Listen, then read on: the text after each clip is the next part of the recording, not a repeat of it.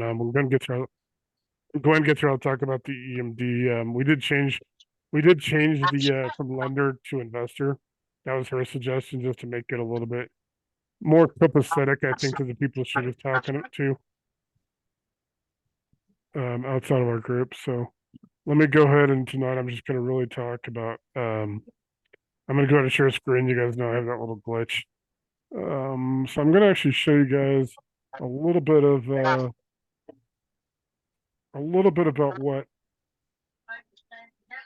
I've talked about a little bit in the last couple of weeks. So I'm going to talk to you guys a little bit um, about SEC raising capital. So there's a program. I'm going to show you guys Form ID in a minute. The application. I'm actually going to show you my application and the one that I got right on the seventh try. So I'll explain that in a minute. So this is actually a form. You guys hear it, and you've heard me talk about Regulation D, and this is Form D, which goes with Regulation D.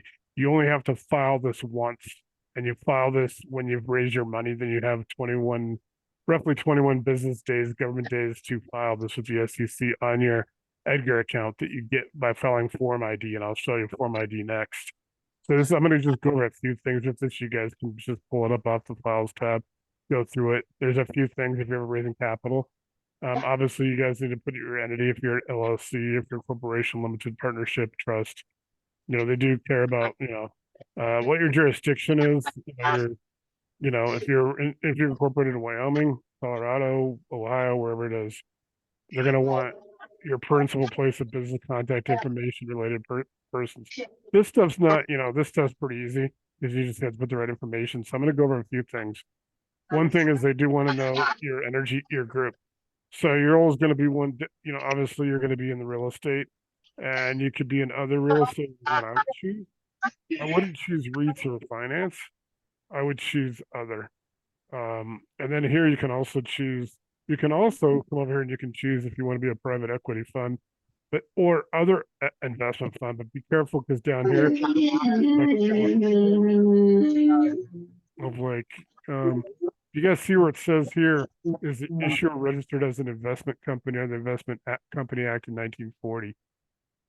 You don't want to be an investment company act in 1940, because then you have a lot more stuff to file, and there's some requirements, and people have actually. This is where you see a lot of. You see the SEC's enforcement division release a lot of press releases. You'll see a lot of companies, a lot of funds they organized the wrong way, and they were then considered an investment company. So you don't want to be an investment company. You don't want to be a banking or financial services company. We've talked like that about, like Doris's situation when she was trying to get her LLC and all that stuff in Pennsylvania. So I would just stick to real estate and say your other real estate in this. That's a key thing. You don't want to do anything else. Well, investment fund, maybe. But then you start getting into the types again, and these are the types: hedge fund, private equity fund. You could be a private equity fund for real estate. But you don't want to be, you really want to be, like I said, you really want to be careful there. So if you guys are just doing your real estate stuff, just choose other real estate. So you're going to get down here. They don't care if you've had no revenue. Okay, so the SEC doesn't care. You could have $1 to $1 million. You could be a total startup and all that stuff. They also ask you what your aggregate net asset value range is. So like I said, most of you are going to be startups, or you're going to have $1 to $1 million. There's not really many people that I know that are going to be doing this that have already, that are already over $1 million in revenue. What you're going to want to do is be careful down in here. You get into here, we're actually looking at, on this side, we're looking at Rule 506B and Rule 506C. The difference is, in 506C, you can advertise everywhere. You can tell everybody about it. You can put all the information out you want, but you can only take accredited investors. And tomorrow I'll post the current, because I just looked it up and I didn't post it today because I have the old one. They just updated in the last 6 months what the requirements for accredited investor are. And there's some of it's good. They've changed it a few, so I'm not going to really go into it. I'll just post it tomorrow. You really want to be a C if you're going to advertise it. If you're new and you don't have a huge database of known people, because in a 506B you can't advertise it, but you can tell your friends about it. You can tell people you know about it, and you can have some non-accredited investors in it. Stay away. Don't do anything in these other sections. don't do anything in Investment Company Act section. You want to be a 506C or a 506C.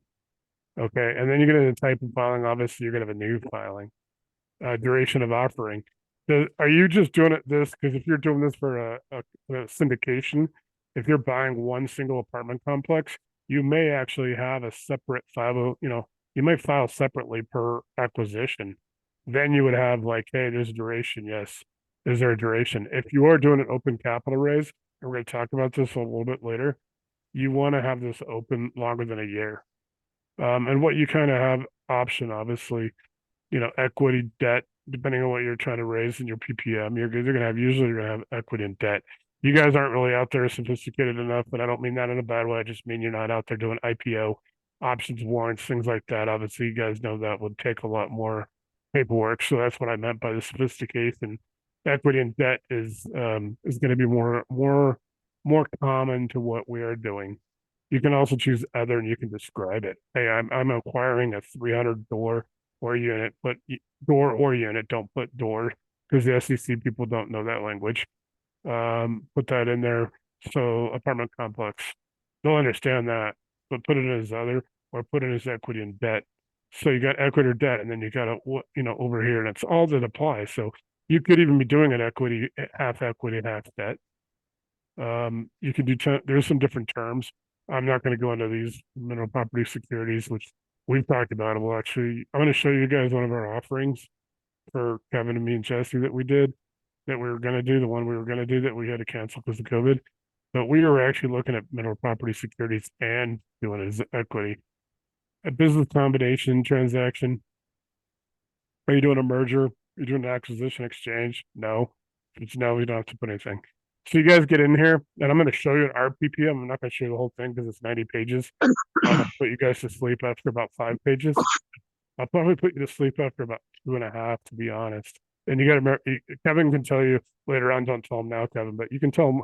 Kevin can tell you how many times I've had to revise this, and the fact that I probably should have seen my optometrist at least 20 times in the year and a half we were working on this, because I did a lot of revisions for because we paid the securities only once, and I just kept doing the revisions. They put the stuff in there that was important, and then I was able to change some of it around. So minimum investment.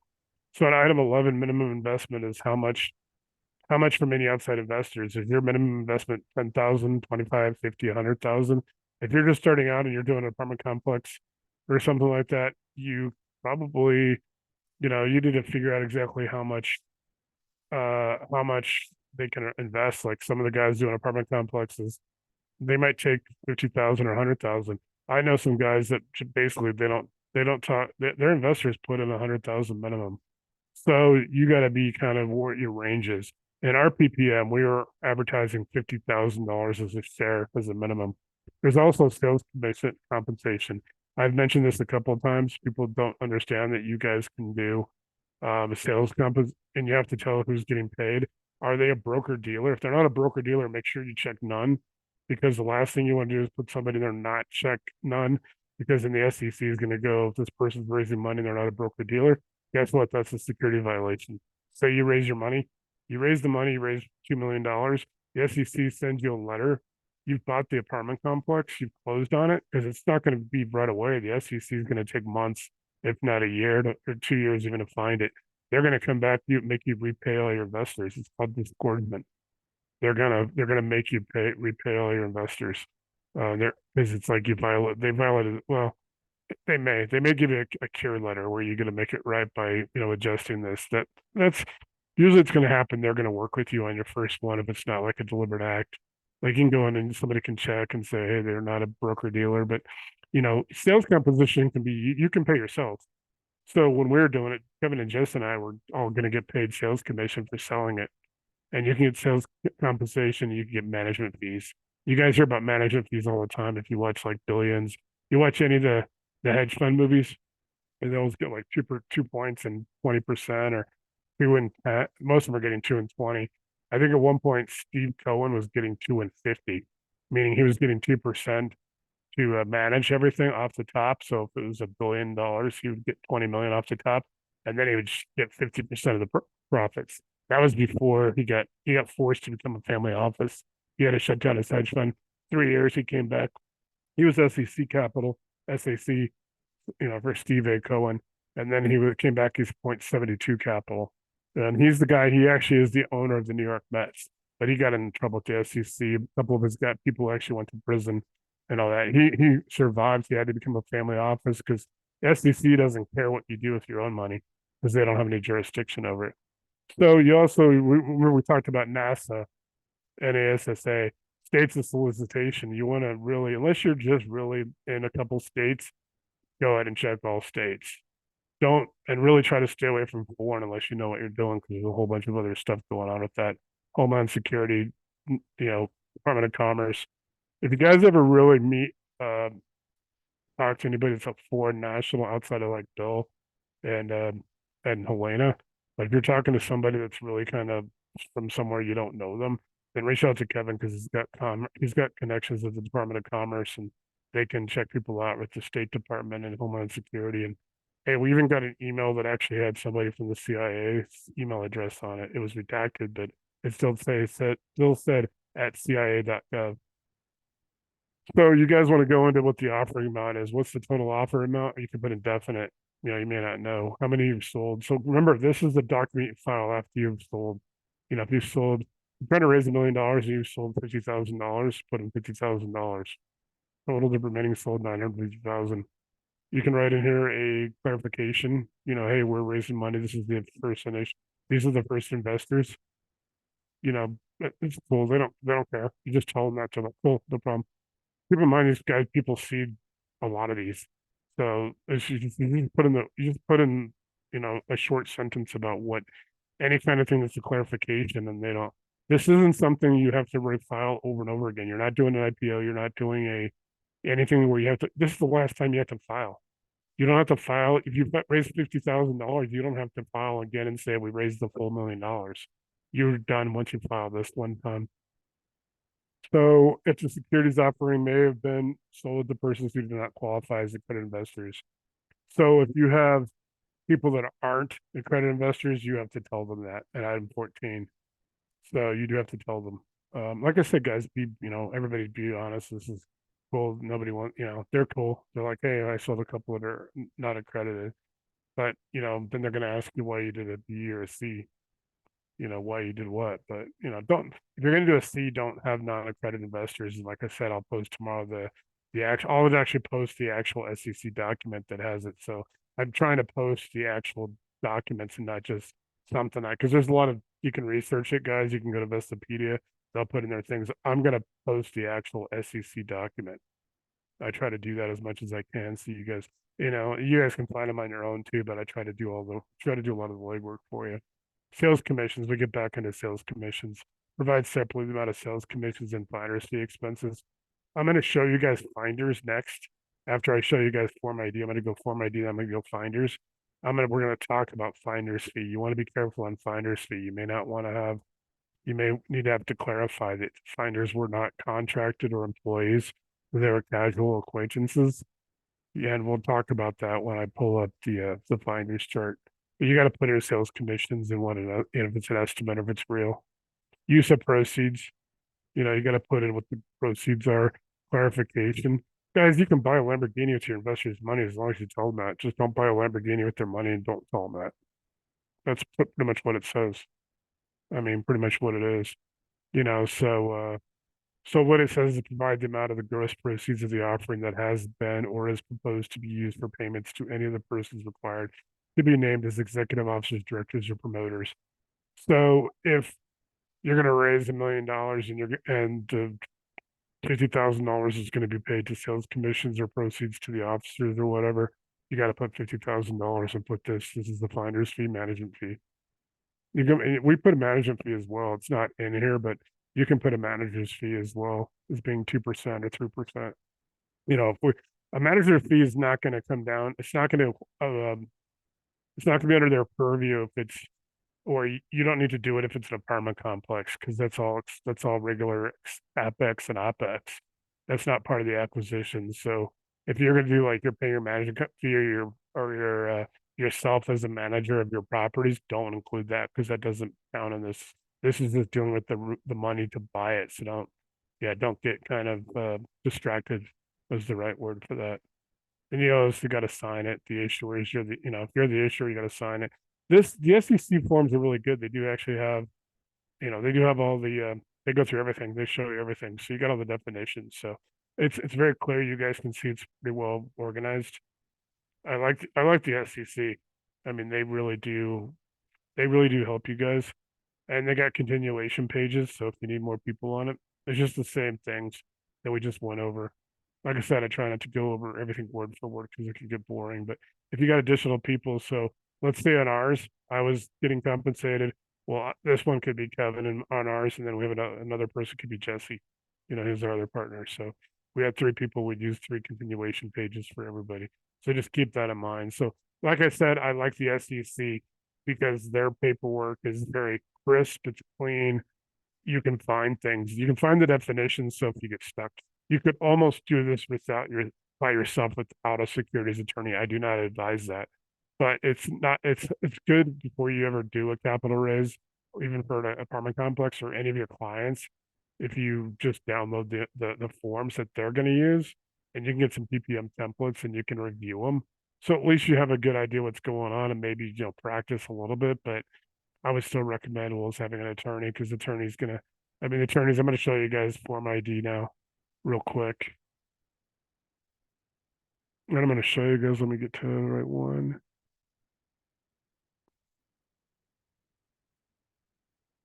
And this is crooked. Sorry, it's just the way it came out.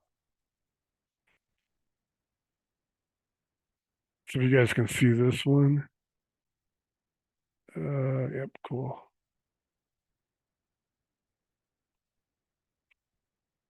So this is sorry. This is what's called Form ID.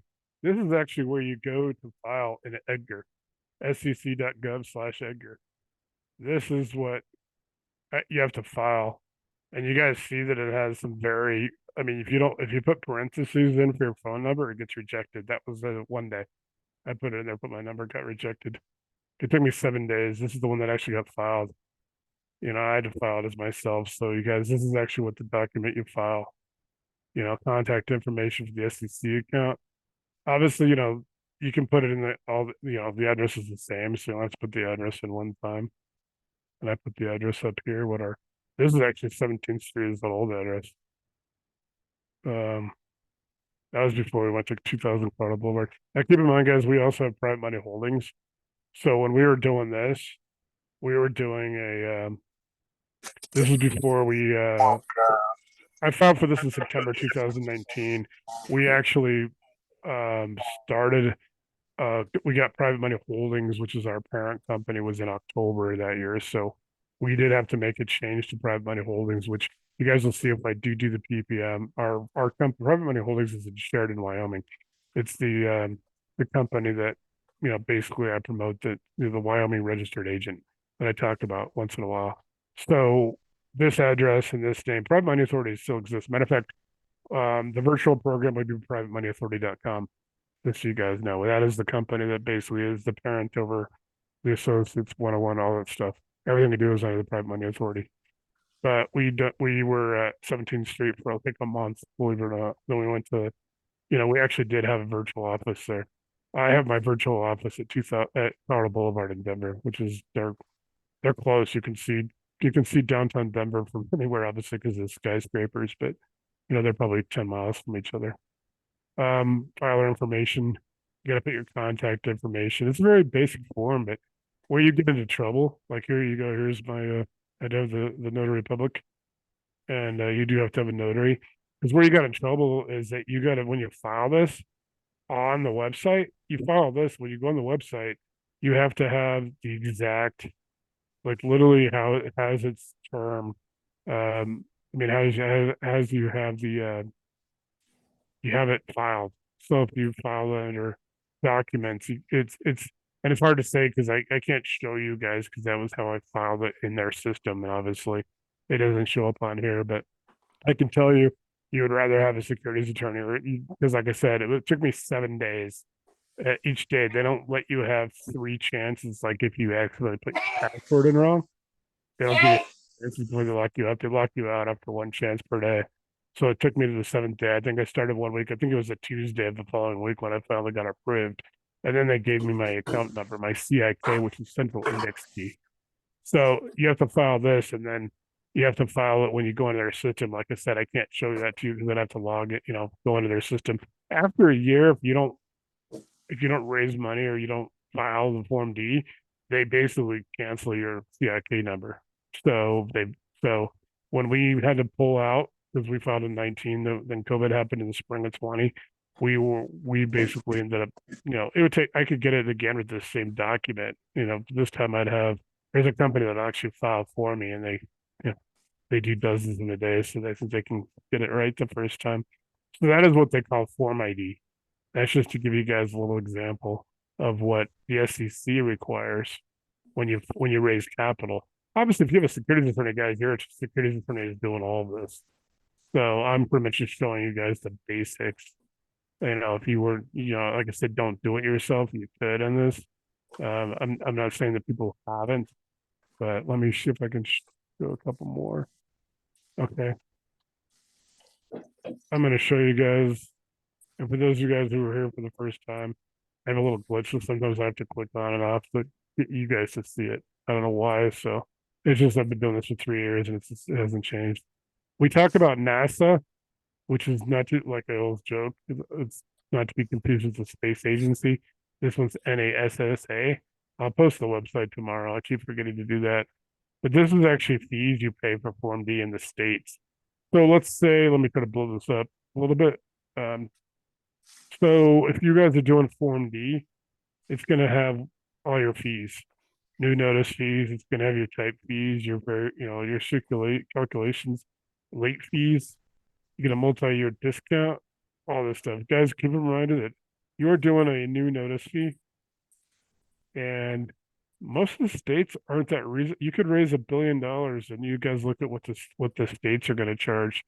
Now, obviously, it adds up if you're doing 50 states, but if you're out there doing $1 million or $2 million or $3 million, you can just add up the math. I mean, you just start up there, and I'm not going to do it, but you start talking a couple of states, you're up to 914. You can get up to $10,000 pretty easily. You can also do the states, a few states, but if all of a sudden you get an investor that comes along and you don't want to get the one that they can do a late fee, because then you would have to do a late fee. If you go out and you file this, then you have to go out and maybe pay another fee on top of it. And like you said, you get in this annual sales fees, you get in renewals, termination. There's some states you don't even have to look at. There's all the no's. A lot of states, there's only a couple of states you have to pay renewals or late fees. So you guys see it. It's pretty favorable. So you want to file in the states, and you have to file in the states at the same time you file Form D. And the reason is with NASA, you pay them, they basically pay the states, they get a cut from the states pay them.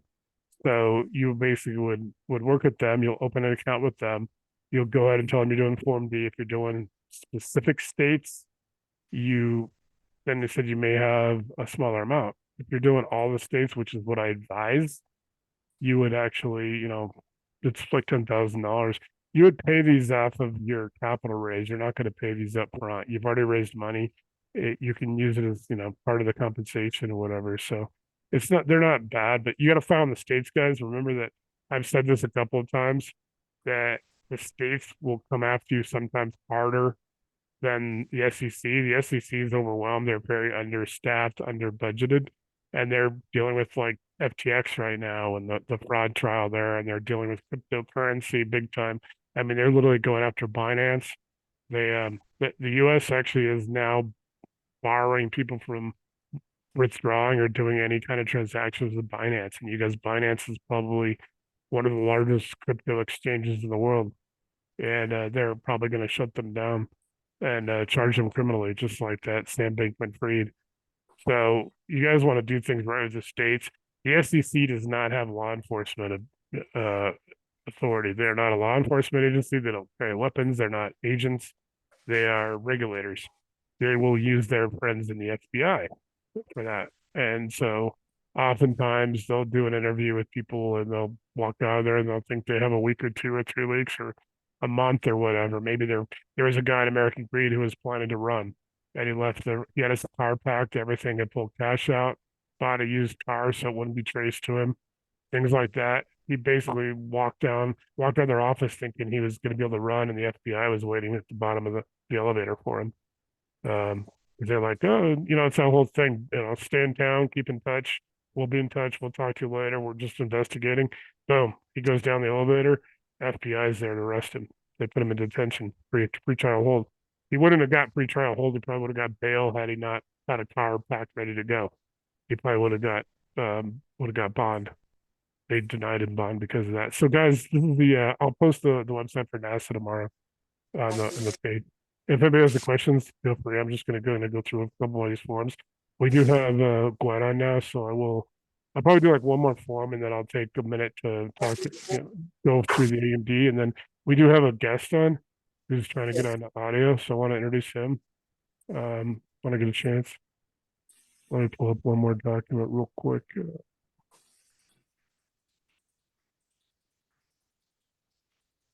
All right, just to make you guys like kind of because I talk about it.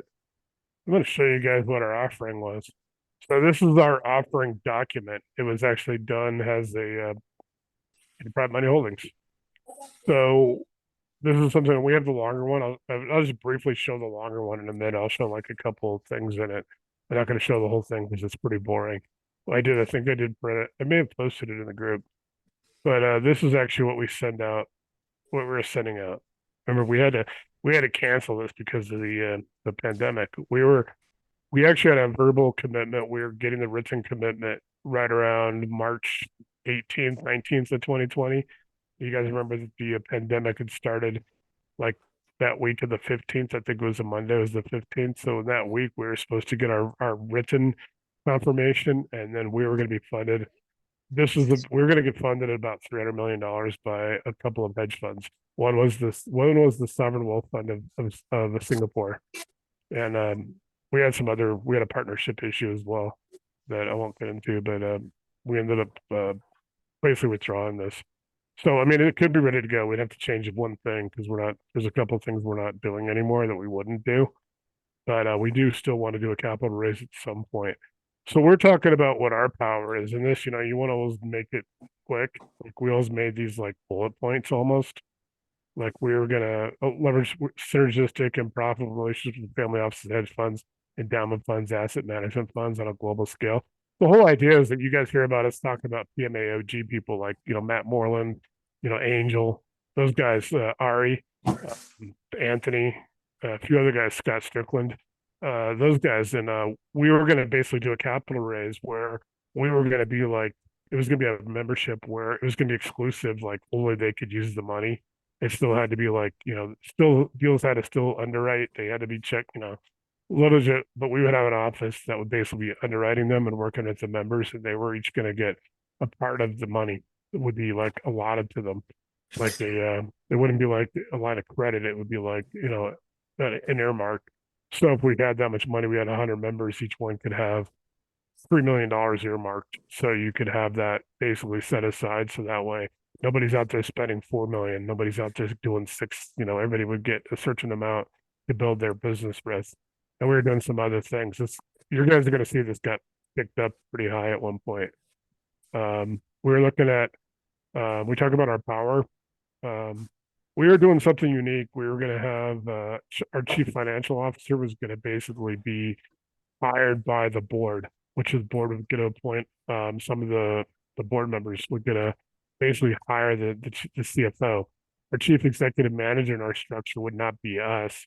We would have an executive manager who would report to Kevin and Jesse and I. So we wouldn't be the CEO or the CEM. You guys remember I showed our Wyoming paperwork?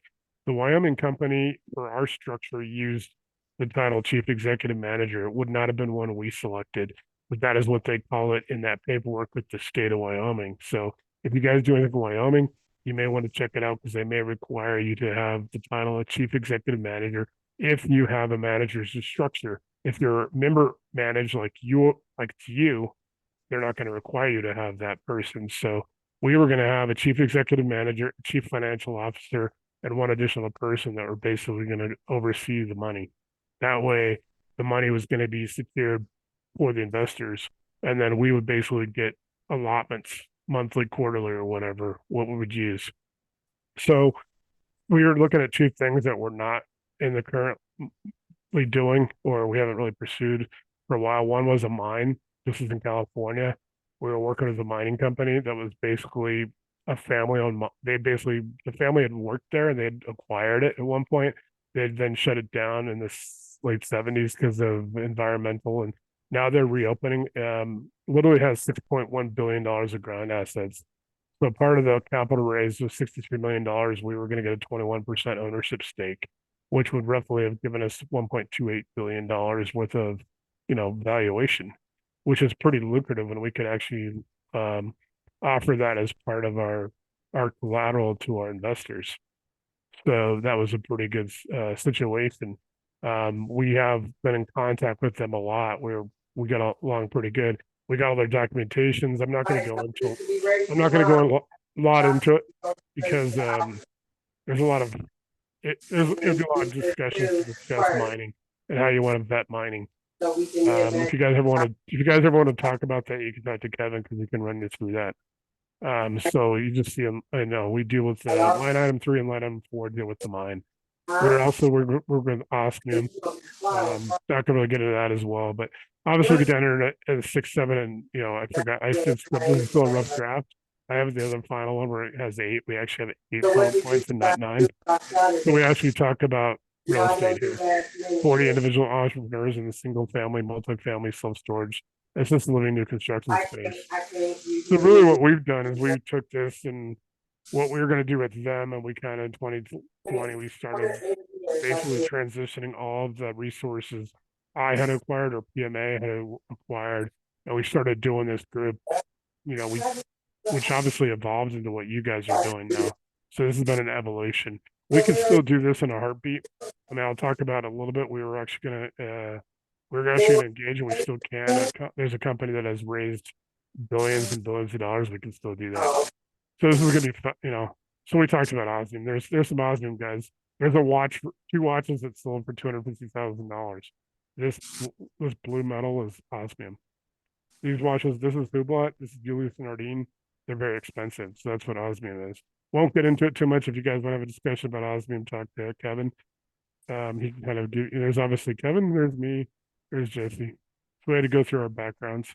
So in any kind of offerings, you guys obviously just want to have a little bit of your background. I talk about a few different things I've done, and then we get into what we've done. Strategic assets, ground assets, private money authority. We're doing with osmium and stuff. We're doing with precious metals.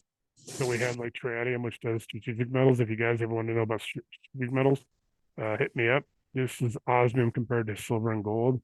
This is actually gallium. It's a strategic metal. It's a hugely profitable metal to be into. If you guys ever want, like I said, you ever want to talk about strategic metals, talk to me. So here you guys go. Look at that number. This is actually what our capital raise is going to be after. Literally 63 million was the mine, 300 million was osmium, 300 million was the real estate fund, and then we're gonna have dry powder. So we have a PPM, we have all the due diligence, we have the pro formas, 4 to 3 101s, which is what you do with mining, and then the LOIs. We had everything ready to go. Literally everything on our package was literally like 200 to 300 pages of information that was supporting all this.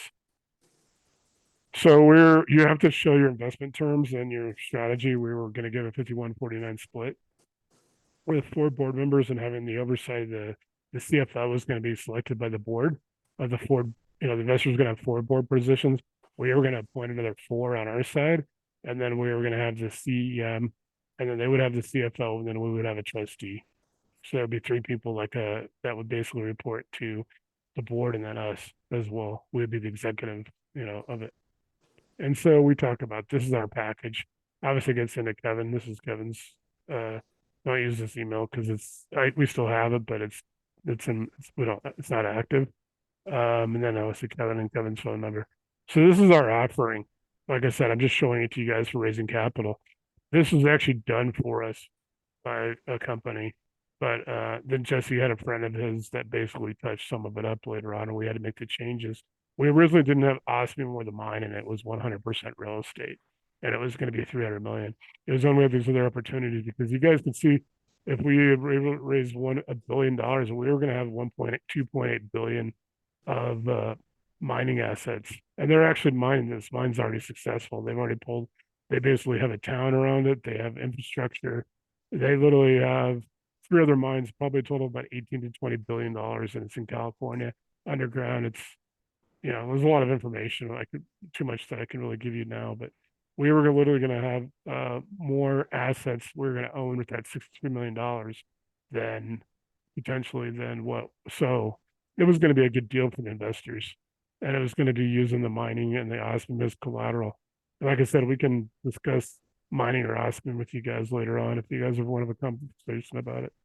Really not relevant to what we're doing in the class, but since I probably piqued your interest a little bit, so I don't have a problem talking to you guys at some point about it. Um, Let me pull up a couple more things. Um, so before, just because I'm on, just go. I'm going to show you a couple of things in the PPM, which is the larger document that goes with that. Keep in mind that's an offer, and that's what you guys goes out to sell it. This is what you guys legally have to provide. Private placement memorandum. I'm going to show you guys right here that it is. Ours is 64 pages, and this is 64 pages is pretty expensive. So I'm just going to show you guys a couple of things in the first couple of pages. So we talked about, obviously Private Money Holdings was our company. There you guys see we just talked about it in that document, the Form D. We're a limited liability company. This is an equity offering. It's under Regulation D, Rule 506C. So not because we don't have to show the Form D to investors, we have to show this to investors. So obviously we have our company. This is and we repeat this. And I talked about Edgar, my CIK number. That was our CIK number. If I ever had to refile this, I would have to get a new CIK number. So we obviously talk about membership maximum units offered 20,000. We were going to offer 20,000 units at $50,000, and there's a minimum of 20. So that would have brought in $1 million. Minimum investment 50,000 is one unit. The maximum is $1 billion. The minimum is $1 million. You guys, we talked about sales commission 3%. Minimum is 3%. So if we raised $1 million, we would have got 3%. If we raised $1 billion, we would have got 3%. So it'd been $30 million. So we would have got sales commission. So obviously you have to go through risk factors. I'm showing you guys the first couple of pages. I will post this to guys if you ever really need, like, have a weekend, like you're getting your wisdom tooth out or something, and you're just lying there and need something to read for 3 days while you're on painkillers. That's the best way to do this. Because Kevin can tell you, I almost needed an optometrist. How many times I had to revise this or meet the needs? Because we paid the securities investors once, and then we paid them again like a couple grand later, and then they just told me what areas I could change. So you guys go back and say this. Here we go again. The sale price, the selling commissions, what the net proceeds are. That would have raised 970 million. And then obviously it gets into a lot of stuff. So I'm not going to go through much more of it. I'll post it if you guys want to read it. So that is actually essentially, guys, some of the stuff with raising capital that you've got to think about if you're going to go out there and raise money. You've got to have a PPM. You're not going to have one like ours, guaranteed. If you're doing an apartment complex, your PPMs might be 10, 12 pages. It's not going to be 64. Your offering thing will be, your circular will be more the property. It'll have the property picture. It may have some map of the area, demographics. It's completely different than on ours. That's why I was hesitated to show you guys both of those, is because what you guys are going to ever be doing, if you ever do any of this, is going to be probably tailored to your a property rather than a fund. You're doing a fund. You could do a property on your own. There's a company called ppmfast.com. You can go get templates all day long for anything you want. They have D, they have D with 506B, they have D with 506C, they have all the different combinations. They have real estate equity, real estate debt. They have a convertible debt, which is, you get anything that's fancy, you want a securities attorney. You want to raise money for a fund, you want a securities attorney. You want Paul Vincent, you want Jillian Sidoti, you want Merrill Calliser, you want Gene Trowbridge, or Amy Wan. Those are the 5 securities attorneys I recommend. And like I said, I've invited all five. I'm trying to see. I might actually get Paul Vincent. Jillian's got a lot of stuff going on. Jillian was going to put out a class. I think this morning I was going to post it for you guys until I realized she's actually charging $3,000 for it. Because normally Jillian does free stuff, but occasionally she does a paid course. She's doing a paid course now for like $3,000. That's pretty involved. It's a if you can afford $3,000, you can spend 10, 12 sessions with her. That's better than paying her $500,000 an hour as a securities attorney. It's about half price and all that. She's only going to take like 10 people in the class. So I was going to post it today, but I was like, I don't know how many people want to spend $3,000 right now. So I can show you guys a lot of the stuff that they will cover. Just remember, I'm not an attorney, but I've dealt with this enough. Prior, when I was transitioning to this, I did some ghost PPMs and stuff for a company in Denver. Well, that basically does a lot of, they do a lot of work for attorneys, and they get busy enough. They need some people to help write parts of it and do different things on these. So I probably did about 100 of them. So I think what we have going on now. So let me see if I can go ahead and pull up I'm going to go ahead and go through the This is our document, guys. This is the one we've been working on. It's taken a second to come up. This is in Word. I apologize. I did save it in PDF. So let me just make sure I can see it. Yeah, I just didn't save I don't think I saved the PDF one in this for you guys, but we guys do you guys see this? Gwen, are you on? I'm not sure if you can see this. I'm here. Can you hear me? Yeah. Hi. I Okay. thought I was on mute. I hope y'all ain't been hearing all that madness in the back. But yeah, A little bit of it, no big deal. we're we're over I'm, this. No, we'll we're probably. cool. It's just harder for me to, yeah, cool. I appreciate it. So I did change in the document. I did change it lender to investor, and I did change the investment agreement. If we wanted to change it back, it'd take me seconds to do, but this is our document that I've been working on. The lawyer gave me just a few. He said we actually it was pretty good. So anybody wants to unfortunately the PDF one blows up and this one doesn't. And I saved it, but I didn't save it to that Did, table. did you save it? So you did. Okay. I'm sorry. You No, did I did not get it back. save it. I did get it. Well, he didn't like rewrite it. He just told me what to put in there. A couple things that he just wanted to change, and a couple of things like the other thing I took out is I took out that whole like page of like instructions kind of thing For because we sure. don't need that. And then I also didn't make check boxes per his suggestions, so we just left it. And these are cheesy. If anybody knows how to make these, I tried to make them. If anybody knows how to make boxes where I'm you gonna can put convert like, this to a yeah, form. yeah, if somebody can clean these up, I save this in Word, I save this in PDF. I'm limited. I tried to figure it out in Word today on how to make these boxes better, make them like so, like it would be like a box. I know there's like a text box thing. It just didn't come out right when I did it. Uh, So I just left them as blanks. Oh, no worries. I was thinking about converting this over. So like if you go up to like the very first top, I have a PDF writer where I can, I got this software where I can kind of make this a little bit more user friendly. Go all the way up to the top, right? So Yeah, page one. So you see where it's got your name and all of that. I'm going yeah. to actually make this into a form. So anyone that gets anything from me, you will be able to type directly into the PDF and save it. That way Well, then no, we'll have, you're talking about making them form fillable.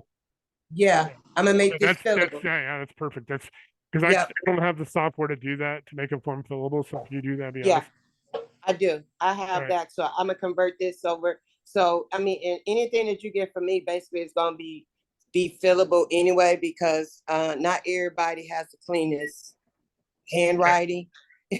So And the other yeah, thing is we might want to do that here, like put a box where they for can fill sure. in. I'm Yeah. gonna do it for the whole document and then I add the initials on the bottom of the pages where Yeah. they have Initials. to initial every page. And then I would make these right here, except the signature. The signature would be like they would, most times we're probably sending this through DocuSign anyways. So I Yeah. would make this fillable where in DocuSign they have to put like a digital signature for both the investor and the borrower. But the print name, it'll just be a form field that they'll be able to Yeah, print in. exactly. Yeah. Yeah, Yeah. that's what I said. I was just limited in form fillable, and I knew if I made No worries. boxes, yeah. So no, so guys, this is ready to go except for that. So if Gwen gets it, she makes it form fillable for you guys. It's good. We're live now. So Yeah. And anybody, that's and let me go ahead. while she's on here, guys, if you are somebody who has money to invest with borrowers for EMD, or you need EMD money, then you need to get with Gwen. We're also looking for gap. You guys saw me probably post this morning. I get like a lot of things where all of a sudden I feel like a middleman, so I deleted it because I'm like, I don't want to put names and stuff in a general Facebook post.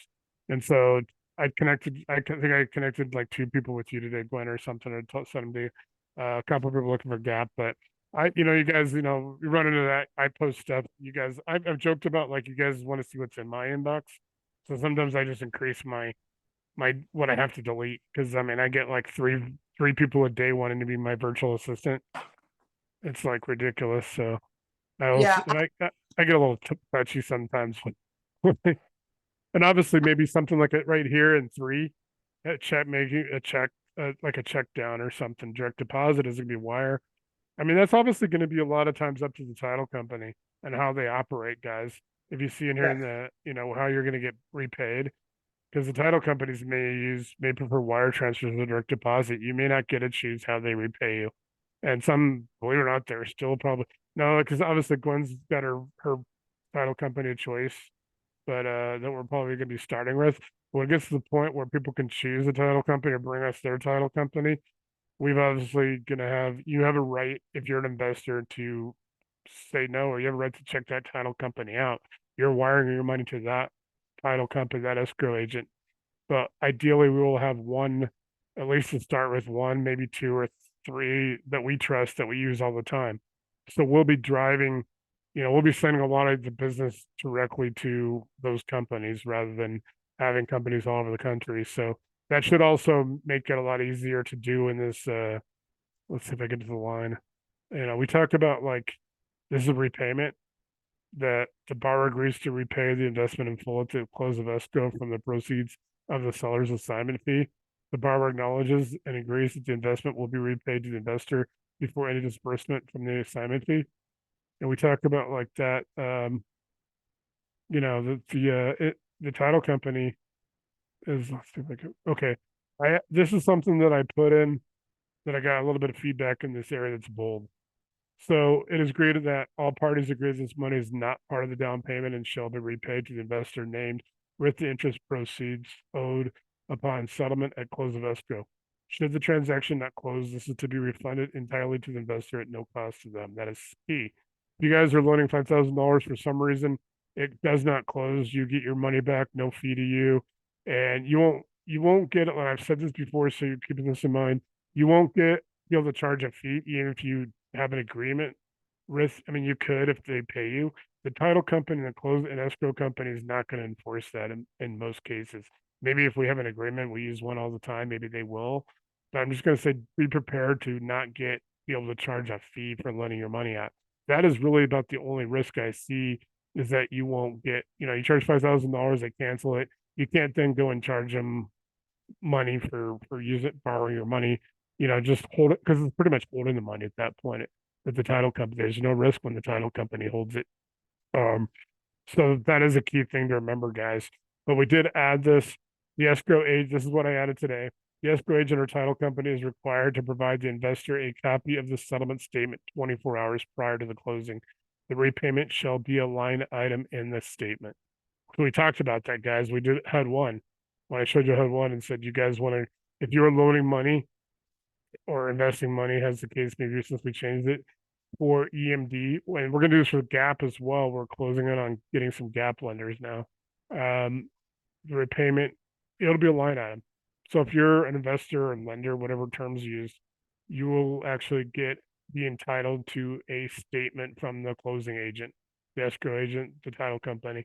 And we're putting 24 hours. Don't really ask for much more than 24 hours because you're probably not going to get it. They're probably not doing the settlement statement till the day before. You know, if it's a morning, because it could be a morning close, and they're gonna do they're supposed to send it to the lender, the primary lender. You know, if they're doing if this is going in and it's a, remember this is an A to B and a B to C. You're loaning on the A to B, you're getting repaid on the B to C. The B to C probably also has a regular, another deal tied to it.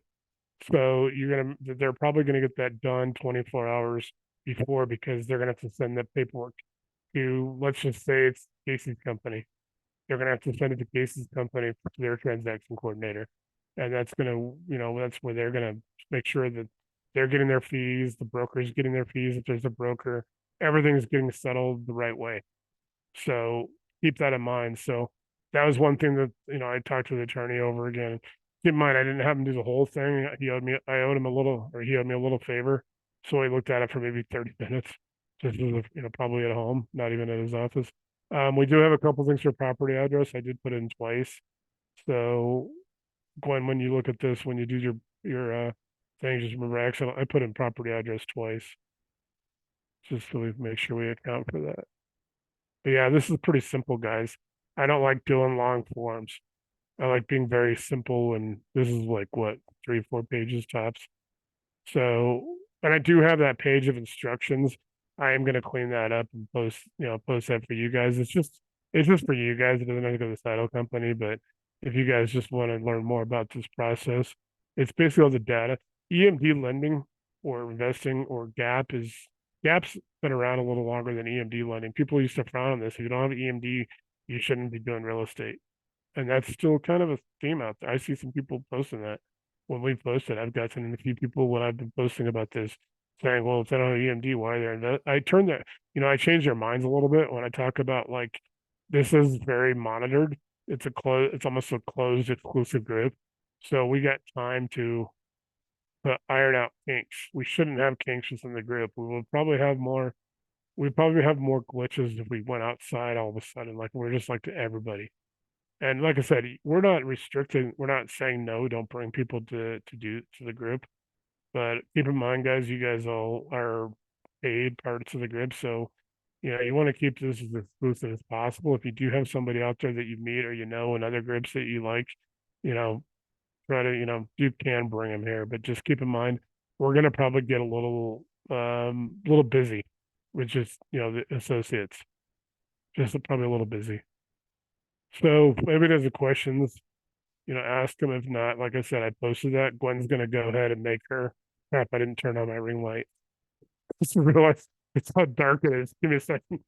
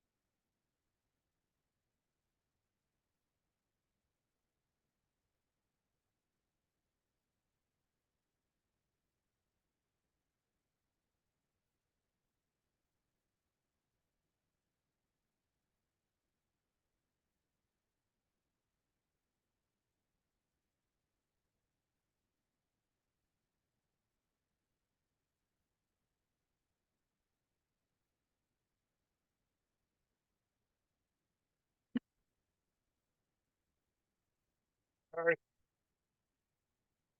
God, I forgot to do that. It was light.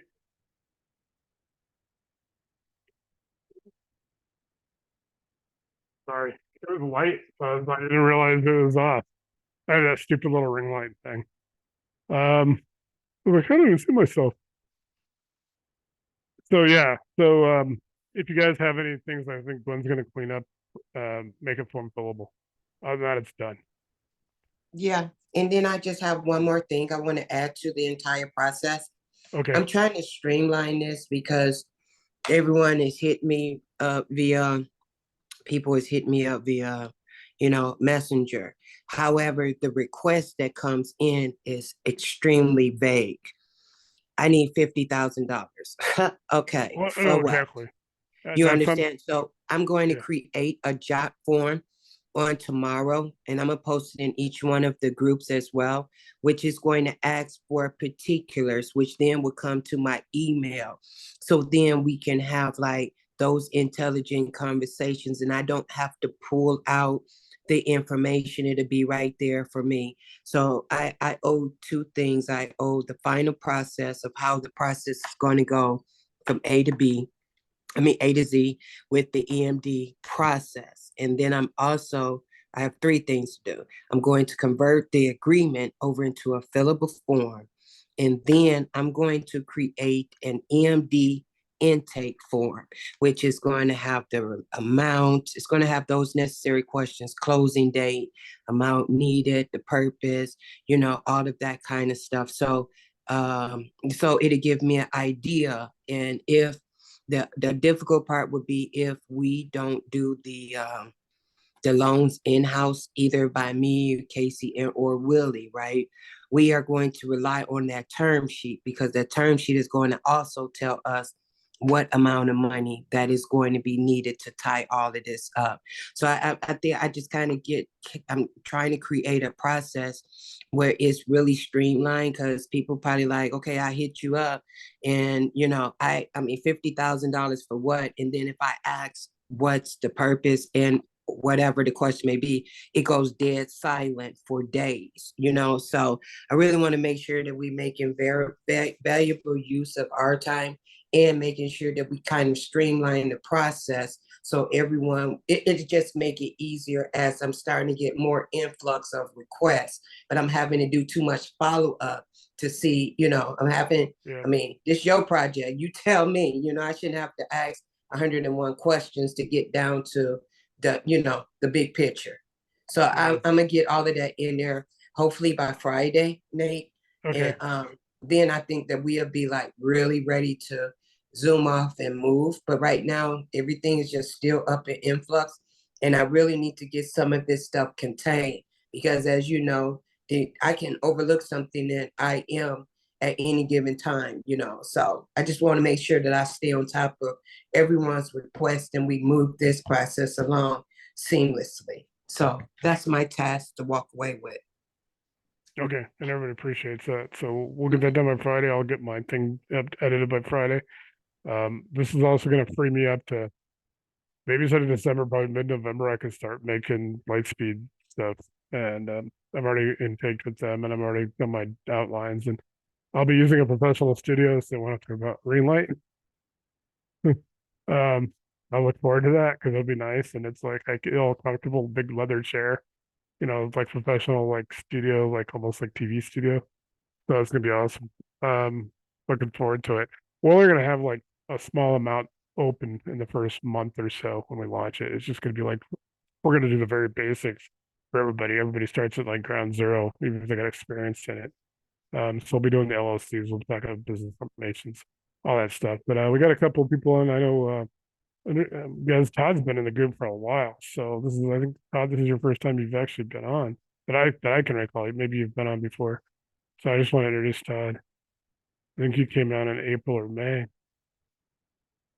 So if you're able to talk, that if you want to introduce yourself.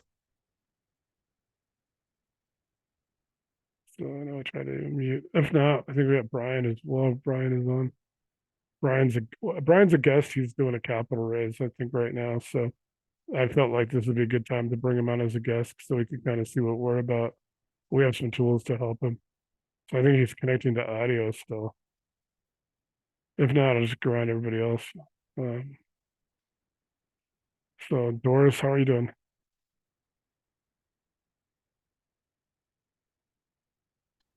I'm doing better. Oh, that's good. Yes. The whole's good. So everything's good. Got your virtual your office up. No, I had a severe asthma attack last week, Oh, and I didn't know that. That's what I said. I thought I knew something was going on. I didn't know that. So glad you're better. so I was telling Gwen I'm off of broth now. I can eat real food. So she, I came. I mean, like it's just crazy. It just came out of nowhere, and I wasn't getting better fast, and they threatened to put me in the hospital for a while. But That sucks. I know that's why I was a good kid and stayed home and stayed in bed. I, Didn't tr- do I tried to anything. do that. I got COVID. I didn't go to the hospital or to the doctor, so I didn't get, maybe I didn't have it Thanksgiving weekend of 2020. And I was feeling like crap. And it was one of those things like, hey, I feel like this tomorrow, I'm going to the hospital. I didn't want to be a statistic, and it was all political bullshit at that time. I remember November 2020. And I started feeling like crap. But then the next day I felt better. The next day I felt better. Then I was like, I guess I didn't have it. I don't know. So I kind Oh, of like, yeah, kind of, I just no, had like, I knew I had asthma because I couldn't breathe. Literally, I could not yeah. breathe. Well, no, I'm just not making light of that. I'm saying, like last time I was really sick like that, it was during when everybody was like, you didn't even want to go sneeze somewhere. People were like, yeah, remember that? I was like, I said, you want to move up in the salad bar real quick, sneeze. Mm. Everybody be like, or, Yeah, I feel you or, about the not eating part. well, yeah, I What mean, was that, Ginger? yeah, I said, I Ginger just feel went to you the about hospital that herself. not eating part. Yeah, I I was in saw the your, hospital yeah, 3 days almost. yeah, it didn't look like you were having fun with your food selection. That Yeah, happened. I it was was feeling better because I wanted food, not broth. right, right. I could only have broth and popsicles. That's all I could have for 2 days. One of my friends that works at Denver Health, I'm like, he's always like, he's he's in the ER, and he's like, I don't eat here. I Yeah. asked him about hospital food. He said, I don't eat here. Mm-mm. All food gonna kill you. Yeah. He's like, yeah, I go, I either bring my food in or I go somewhere. So Zeke, if I saw you on video, you're just on audio now. Just trying to reach around everybody and It kind of got see what's dark. everybody's going on. It got dark here. Yeah, like Oh, me. Like when I come off the share screen, I'm like, what the where am I? Is my camera? Oh, my ring light. see, are you playing hide go see a trick or treating? Are you trick or treating early tonight? You didn't hear me. Yeah, there's a lot of stuff going on. So I mean, like I said, guys, we've got a lot of work we've done, and I wanted to show the SEC stuff. So I think next week I'm going to do a recap of scope of work. We've done it twice this year. I like because we have a lot of new people. I don't think Ginger, I don't think you've seen our scope of work. I know probably a lot of other new No, people haven't. So I'm going to do scope of work and some documents next week to help people with that. And then we are, like I've said, we're extending into December now, the week before Christmas. We have too much going on just to shut off after that week before Thanksgiving. So we'll go through more weeks. And then obviously when we come back, we'll be on virtual. We won't be doing Wednesdays because we'll be doing virtual, but Mondays is year round unless it's Monday, like a holiday. Um, Excuse me, Nate. Are we going to be meeting this Monday for something? Yeah, we got Monday. Well, Monday. Okay, so let me rephrase that. On Monday night, we still have our associates, our deal night, guys, 5:30 at 3 o'clock starting Monday. We're only doing four of them. We're doing it, and I have 32 people signed up. If you are an associate, you want to come, it's cool. It's not really, it's not to bring you guys in and do anything that's going to be associate wise, unless you just want to host people. We're building that one-on-one group, which is your borrower, your client, your partner group so that you have people you can loan money to if you're a lender or investor. You have people to maybe wholesalers that we can get in. We can have them use our EMD program, which means that we can get wholesalers doing it the right way. Then you have potential properties to deal in that group, and then we also will have students if anybody wants to do mini courses. So we're going to start recruiting them. I don't know, like I said, it could be a slow process, it could be fast. This is group. I mean, outside of let's just go. We want to talk about this in 2023 because we have some PMAOG people. We have some people from 2020, 21. A few people came in about 2022. We did this a little bit. We didn't do a whole lot last year. 20 this year, we probably only have about maybe 25% of the group is from this year. So we have a few things we go over from time to time. We make sure we do a couple of presentations 2 or 3 times a year. We do the scope of work a couple of times a year. We try to talk about business essentials a couple of times a year, just so people who are new to the group can come in and if they need help with LLCs or understanding understanding, our contacts to help them with branding, logos, websites, we give him, obviously, we give him Zethon.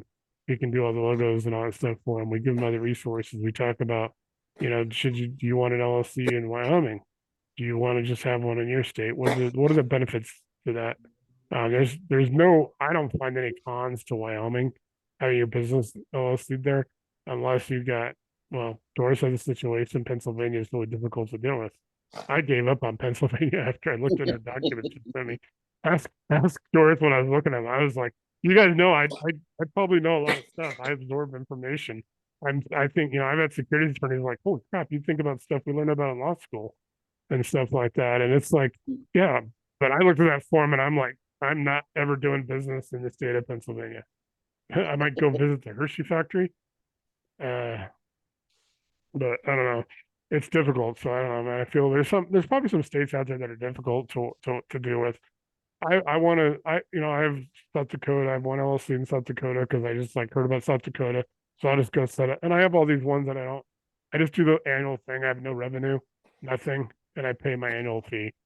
So it is pricey. People look, and I tell people that they're like, you pay for that when you don't have your company I'm gonna have my business there. So I have my LLC there. So I preserve my name. It's name protection. Nobody can use my name in that state. And what I want to do, guys, I have a space company too. Ask Kevin, he'll tell you that. Never done anything with it. I thought, hey, everybody else is starting a space company. I'll start a space company. I saw it it was in the Wyoming company, not Wyoming, not the one in Sheridan, but the other one. They had in their shelf corporations. American, it was cool. It was a great space name, so I just bought it, $495. Um, I thought it was going to be like the next SpaceX. I want to go to Melmac and see if and have a beer with Alf. Got a couple other people on. I know Ginger. Besides your illness, what's going on? What's your business? I mean, what can you do as far as I know you said you didn't. You still have to go back and complete what you missed, but what can you do Right. with Kogo? Kogo still do like 90% funding with up to 70% LTV. So, and I can split points. That was what the class that I took was going to allow me to do. So if somebody doesn't want to pay for the points, right, I can split that with Kogo, and I can still get like 2.5 points, and they get 2.5 points. So, yeah. So that's really the only thing that the class brought me. I thought it was 100% funding, and I guess I got the wrong class apparently. So I was supposed to do the Inner Circle. Woodley is the one that had that 100% funding. So Oh yeah, they changed it a little bit since I took it. Yeah, master broker. They changed a few things. I Right. know they still send my testimonial out. Yeah, they do. Yeah, I saw it while I was there. Yeah. Do they have the one They with were my talking picture about- on it when I was standing up at the sign? Yeah. Yeah. Yeah. Yeah, I didn't really get to talk to Gary or Lee because I was I was in Yeah. class with Gary for a little bit, but then I got sick and and I didn't Valentine, really. who was my rep, he left. So Valentine left for a different job. So he was the guy that I dealt with all the time. And so that's kind of when I stopped really. I wanted to master broker. I was going to go do it in 2020, just like everything else.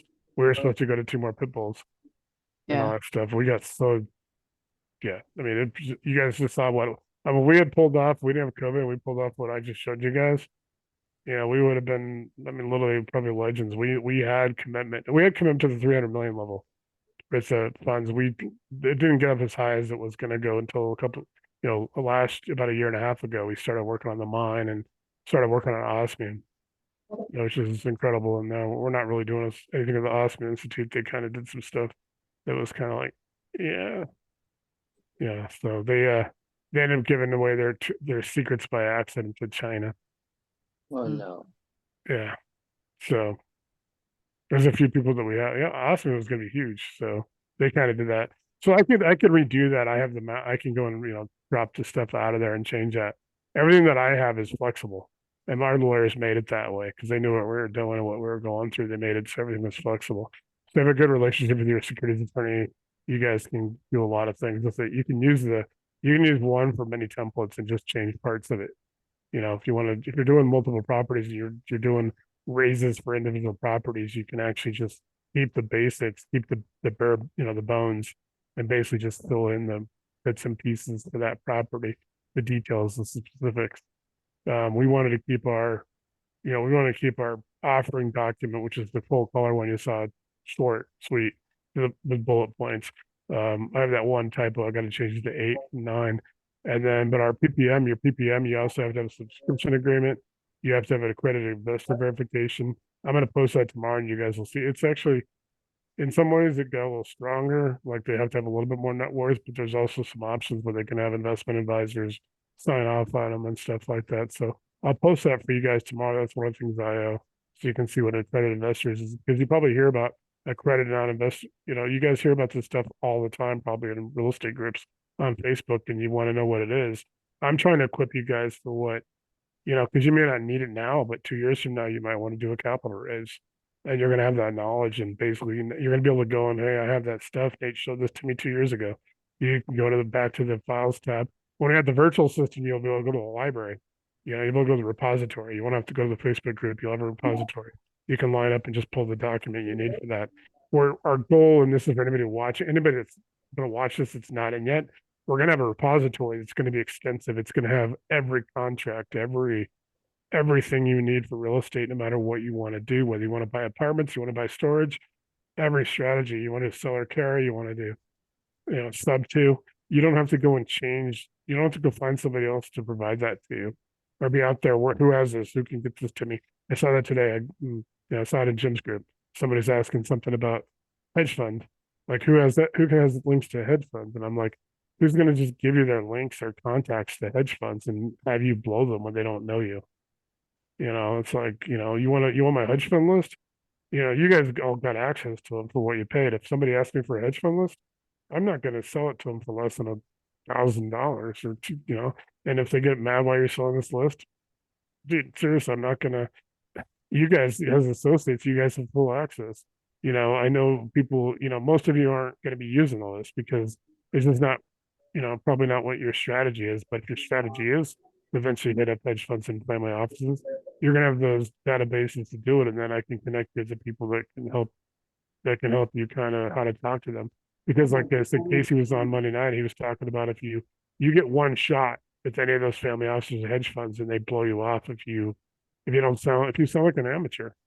And I said that to that guy today in Jim's group. I said, if you sound like an amateur, and he's like, well, how do you know I'm an amateur? I'm like, well, it's not me. It's the hedge fund guy. He's probably working in a 20, 10, 5, whatever it is, $1 billion fund. They don't have a tolerance for people that come in and they're not ready, you know, and IPOs have been canceled because of that, where they get to the final thing and the broker dealer and all that, and the market makers like, no, you're not ready. You know, things like that. So we want everybody here to be ready for it. So just having that knowledge, even if you never have to use it for like 1 or 2 or 3 years, you have that knowledge. And then if you want to do it, we can we'll connect you with people that know how to talk. Most of the securities attorneys know that. I gotta give it Paul Vincent. He can walk you through how to talk to hedge funds. You know, here's securities attorneys. They work with hedge funds. They work with family offices. They help set them up. They guide them legally. So, you know, there's really nobody that hedge fund guys trust more than their attorneys, because a lot of times their attorneys are keeping them out of trouble. You know, that's actually one of the best characters on that Billions show, which has 2 more episodes left in its series, is the attorney for Bobby Axelrod. His attorney's like, my job is to keep the guys in the blue windbreakers from coming in your office and telling you to step away from your computer. And, guys with blue windbreakers, they usually have FBI or ATF or DEA on their, you know, that's what, those guys in Wall Street, those Wall Street securities attorneys, you're paying them $2,000, $2,500 an hour if you're a hedge fund or someone. Because hedge funds literally they literally have lawyers and compliance guys in the office with the traders, making sure they don't do, it's who they talk to, who they get information from. It's not even necessarily the trade. It's where do they get that information? Is it material or non-material? Did it come? Is this information that you're supposed to have? Shit, you can go to jail for just getting a bad tip. It's not even, they don't sometimes even prosecute the person that gave the tip. They'll give them like the deal. Like, hey, we'll give you immunity. This guy's going to prison. This guy's going to Coleman Federal Prison in Florida for 2 years just because you got a bad tip and you want to made $1 million on it. You know, you can't. So we don't have to worry about that in this group. But if you guys ever want to talk to hedge funds or family offices, you guys got the databases. Let me know. We'll make sure you're ready.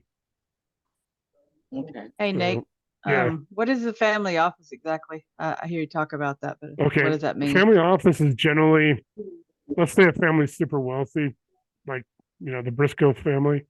They made money. He was one of the partners of Carnegie, Andrew Carnegie, who's still late 1800s, early 1920s. You know, Carnegie Hall and all that. Yeah. So they made all their money in steel. The Tuttle family, if you guys ever watched American Chopper, are super wealthy from steel. I mean, the Chopper shows were like their hobby, and they got their, you know, their motorcycle stuff. There's families that are super wealthy. They could be for a variety of reasons. They invest that. A family office will invest it. A single family office, so it may be, as you know, that they have 50, 100 million, 30 million, 2 billion, whatever. It's their money. The SEC doesn't care what you do with your money because they don't regulate it. If you go and blow your, unless you do something really illegal with it, they don't care if you lose your money. You cannot lose other people's money without getting some kind of regulatory or criminal, civil or criminal prosecution. But multifamily office may be someone who's more organized to manage 4 or 5 or multiple clients. They might have 5 or so these are super, super wealthy families, hard capital. You guys ever see me post about Greystone and Evergreen? It's like a mile from my parents' house, about 2.5 from where I live. Bard's own Greystone. Greystone's been there over 100 years. The Bard's for capital. He has his office there at Greystone. He has an office in Wall Street. He flies back and forth like 3 weeks a month, and then he is invested in Learjets. He invested. His company raised money. They use their own family money. Their family office. They've now they're retired. They used to be their own. They used to be like a equity firm. They used other people's money. Then they got out. They became a family office again. Now you can, you know, there is a, you know, like I said, Steve Cohen, who owns the New York Mets, had SAC Capital, which is Steve. I don't know what his middle name is. SAC was his SAC. You know, Stephen A. Cohen. His company got in trouble. He had a couple of his traders went to prison. There's actually a documentary you can probably find that on YouTube called "To Catch a Trader." It was all about Steve Cohen's company. He got busted by the SEC, but his agreement allowed him to avoid the criminal. He had to shut down for 2. I think it was 2 years or 3 years. I forget what it was. He came back as 0.72 capital. Here's the thing: he was managing about 10 to 12 billion when he was SAC. When he came back his first 3 weeks, when he reopened 0.72, he had like $6 billion placed with him because he was really good at it. Problem is, he had some traders went off the rails and made some illegal trades. He bought the New York Mets. You know, most of those guys, you know, a lot of those guys like Pepper, who owns the Carolina Panthers, is a hedge fund guy. Yeah, he had a hedge fund. A lot of those guys do. Unlike like Rob Walton, who bought the Broncos last year. Rob Walton's the son of Sam Walton. That, you know, all of his money is Walmart. You know, they didn't make their money in Wall Street. You know, he's worth $70 billion. So, you know, Right. writing a check for 4.65 billion was like chump change. Yeah. You know, but I was just that was curious Little Family what that Office. meant You know, and exactly. I give you a long answer, but it's some I like it because I like to tell the stories behind things. And that's what Yeah. a family office is. It's Jared Birchall is Elon Musk's family office manager. He manages all of Elon Musk's money. There's a few other ones out there. And it's different than a hedge fund or, you know, like I said, there's hedge funds, there's endowment, there's pension. You're not going to get a pension or endowment fund at any of our levels because they look at, you know, the Los Angeles firefighters pension fund is not going to invest in real estate on this level. They might do a REIT, you know, they might throw a couple 100 million or $1 billion into REITs, but they're not going to do our level. You're going to get family offices, multifamily offices, and some hedge funds. We also do have database access. We're getting it. I've been working on it. I probably will get it probably right after the virtuals launched. And we do have known real estate investors in several different categories. We're getting probably 10,000 and about 6,000 are real estate. The rest of them will be tech, Silicon Valley, things like that. So it's just Okay. iffy because the guy may not really, I'm kind of like talking to him and letting me use all the ones he doesn't need. He got like a bunch of them, like 10,000. He says, I don't need like 5,000 of them. I'm like, well, I need them. So I'm trying to work There on you a go. deal. I might have to I don't know, whatever, do the virtual, get some revenue, give them some sharing or something like that to get them from them. But we vet them, you know, all the, our 1.0 database lenders is all vetted. It's hard to do 10,000, but you know, you guys want to reach out to Casey, because Casey has been calling them, the hedge fund ones at least, not the family offices, and he's getting some good response. So if you guys are interested in hedge funds, talk to Casey, because like I said, he has been calling them, some from our list. And I'll provide them to you guys. Like I said, I didn't post endowments or pension. I also have institutional consultants. And these are people that are, you got to pay them. They'll go raise the money for you. We talk about finders. They will go find money and raise capital for you, but you got to pay them up. You got to pay them up front. It's really not worth it at this level. They're also not going to go raise money for an apartment complex. They're looking at raise money for a couple $100 million at a time. Right. Okay. So that's kind of, you know, it's a long definition of what a family office is. You know, it's if you're worth $30 million, you know, Yeah. you might have a professional person that works for you, and they basically oversee, they find investments, because you know, a lot of people are retired and they got that money they need to invest in. They don't need a, Mhm. you know, if they're a family office, it's different than having, and you go to Schwab and you take your money to Schwab and let them do it, because they'll do it at that money. They'll give you an institute, they'll give you a big account. But if you have your own person, you know, that kind of money, why not hire a person? You give them a salary, you give them a percentage of what they, you know, you give them 2 and 10 or 2 and 20 or whatever. They go out and they go manage with 30 million and make you 5, 6 million a year. You pay them $1 million, 2 million a year. You add 3 or 4 million to your principal. Right. Okay. I It's appreciate kind it. of what it is. Okay. You know, that was the first thing I was going to do if I won Powerball last week. I was going to farm a family office. By the There you way, go. you guys saw me when I was pissed off because I was like, you know, if I lived in Wyoming now, I pay $30 million less taxes than in Colorado, because Colorado has state income tax and Yeah. and Wyoming doesn't. That's $30 And million on Texas that. doesn't either. Yeah, that's So, $30 million difference. But you have yeah. up to 6 months to claim it. So I'd be like, no, I'm moving to Wyoming. And I'll try to Yeah. pull that off. There you go. They're like, you know, when did you move here? Well, I've had my company here for 5 years. Does that count? Right. I'm trying to get out of paying 30 million. I walked away, like, because it actually takes 3.5 billion to walk away with $1 billion. So no one's ever Wow. gotten over like 2.2. I think that was the highest. I think this last one 2 weeks ago was the second highest. You know, so it does take like, you know, I worked out in my head in Colorado. It's what you get, whatever it says, the number that's on the signs, you know, you get 28% of what to walk Mm. away with cash value. Wow. You get more on annuity, but you know, if me, if I do an annuity, I'd go to JG Wentworth and said, I'm supposed to get, because then I would have got like 700-800 million over 30 years. And I'd be like, you know, I'll go cash this in instead of getting 377. I'll go get 500 or 600 and I'll pay them 200, or we'll let them There you keep go. that other 200 and I'd keep, you know, I'd double my money. But you never know if that's going to happen. I just take cash because I have the skill set to obviously, shit, you guys would be investing a lot of it in your deals. So I have the skill sets I can invest it in myself. There's a lot of people that can. Right. So yeah, that's it in a nutshell. So we got those things Okay. that Gwen's working on. I'm working on a couple more things. We're extending. We will take obviously Thanksgiving off week, and yeah, I think we're pretty good. I think we've got a lot of we've come a long way. We're working on gap. It's not as easy because there's a lot of people that don't want to have money in 6 months to 12 months. It's doable, but Gwen's having a lot of conversations with people, so it just may take a little while for her to close some people down for that. But yeah, everything's good. So um, yeah, I'll just see you guys Monday. I'll post it over the weekend. I'm gonna do, instead of live streams, which I was doing in the mornings, I'm gonna start doing Zooms, just because I need to have some more backgrounds and do some stuff. So you guys won't see any live streams. You'll see mostly, I'll do some Zooms and post them. So just to kind of get a little Yeah. things. I'm usually Mondays are hard to make it, so I'll have to watch the I know I reruns. got somebody yelled at me the other day, like a couple of weeks ago. Are you driving when you do those live streams? I said, do you see the fence behind me? Yeah. Would I I be saw that. driving if I had a fence behind me? Otherwise, that fence is following me. And then I have other concerns. Yeah. Right. So no, I'm gonna be doing Zooms from here, and I'll have my background and all Okay. that stuff. Just I need to make them a little bit more. Live streams get a little bit, you know, for what we're doing on the level. People have said that, yeah, you need to look Yeah, I can be here. It's more controlled. Because Yeah. I've been like at my friends, albeit where I go for breakfast, and I'll do them out. That's the fence. It's my friend's restaurant, and I'll do them, and people are like, like sometimes all of a sudden the Wi-Fi, and they had their Wi-Fi go down one day, and I was like halfway through it, and I was like halfway, and then I said connecting, lost one. I was like, and people don't like that when you cut out and you're trying to No. do live stream. You're trying to sell your program, and it's like it doesn't look. So I'm going to do it in a controlled setting, at least for the Right. next month, because the one-on-one group I'm building for you guys.